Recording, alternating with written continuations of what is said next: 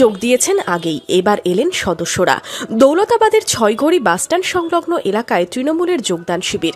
সেখানেই তৃণমূলে যোগ দিলেন ছয়ঘড়ি পঞ্চায়েতের ৩ জন সদস্য।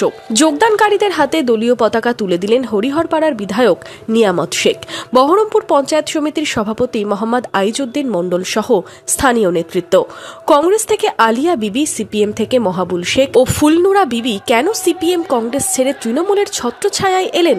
দিদির উন্নয়ন দেখে প্রধান চলে গেছে, তাই আমিও দিদির উন্নয়নে যোগ দিলাম। ছয়ঘড়ি অঞ্চলের 24 নম্বর সংসদ থেকে 14 মাইল সিপিআইএম দল থেকে যোগদান করিলাম। নতুন বছরের শুরুতেই 1 জানুয়ারি ছয়ঘড়ি অঞ্চলের প্রধান আব্দুস সামাদ, উপপ্রধান সহ 7 জন তৃণমূলে যোগ দেন।